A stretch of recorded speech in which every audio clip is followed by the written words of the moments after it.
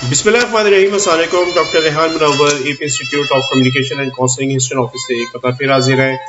आज मैं जिस टॉपिक के ऊपर अपनी गुफ्तगू करूंगा वो बहुत ही दुखते दिल के साथ पिछले 2 दिन पहले जो कुछ एक माँ के साथ उसके 3 कपसीन बच्चों के सामने जिस तरह से उसको रेप किया गया, जिस तरह से उसकी घिनौनी हरकत की गई जो कि बहुत ही काबिल मजम्मत है, उसके बारे में बात करूंगा। और जो कुछ कराची के अंदर एक मासूम कली के साथ जो कुछ किया गया उसके बारे में बात करूंगा। उससे पहले मैं चाहूँगा कि किशोर नाहिद की एक नज़म से चंद लाइन से अपनी बात का आगाज़ करूंगा।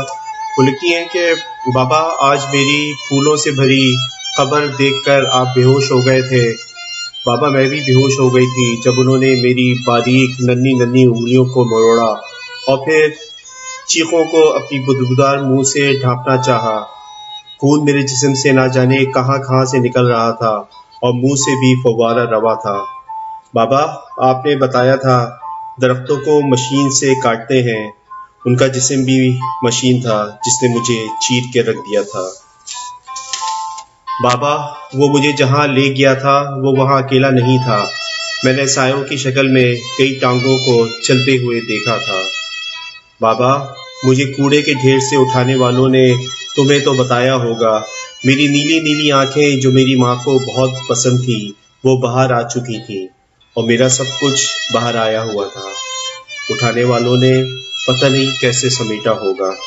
बाबा अभी कुछ दिन तक मौत का मेला देखने और अपनी दुकान चमकाने बहुत से लोग आएंगे, तो उनकी मसनूई बातों पर रोना नहीं बाबा, रोना नहीं। तो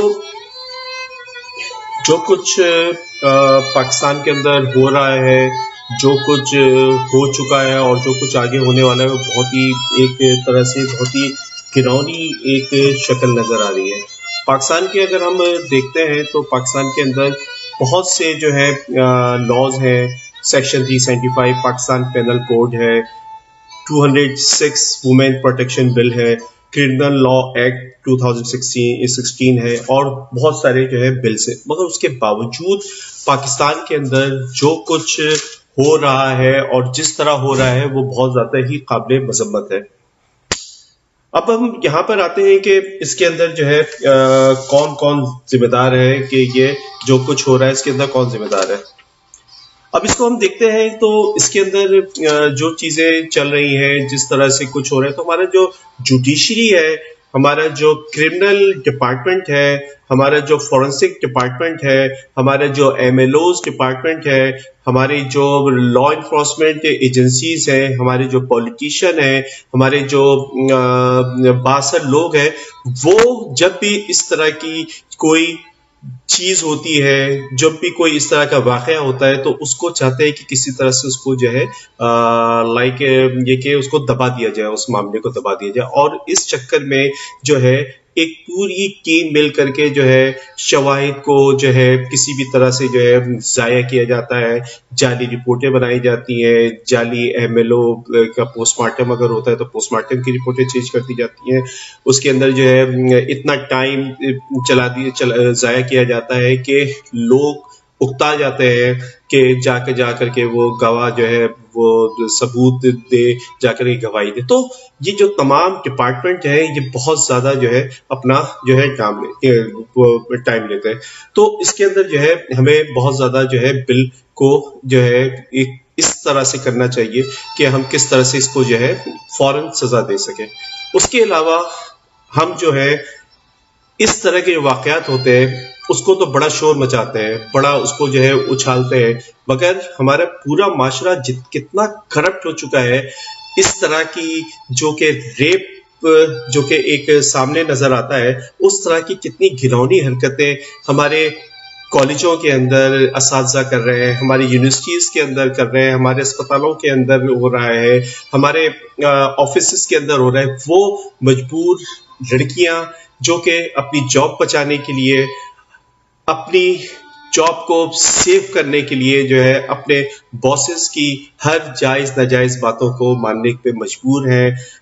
अपने जो है मुख्तलिफ तरह के जो है अस्पतालों में آفیسز میں، فیکٹریوں میں وہ مجبوری میں جو ہے وہ کر رہے ہوتے. تو یہاں کا جو پورا سسٹم ہے صرف ایک لوگ کو جس کو جو موقع ملتا ہے وہ کرتا ہے، چاہے اس پہ پڑھا لکھا ہو تو وہ آپ کو یونیورسٹیز کالجز کے اندر پروفیسرز کی شکل میں، ڈاکٹرز کی شکل میں، باسز کی شکل میں جو ہے وہ کر رہے ہوں گے، اور ایک جو ان پڑھ ہے، جاہل ہے، وہ اس طرح روڈوں کے اوپر کر رہا ہوگا. تو یہاں پر جو ہے بل جو ہے وہ اس طرح کے جو ہے کیے جائے، اس طرح کے بل جو ہے وہ بنائے جائے کہ کوئی پڑھا لکھا، کوئی جاہل، سب کو جو ہے اس کے اندر جو ہے وہ کیا جائے.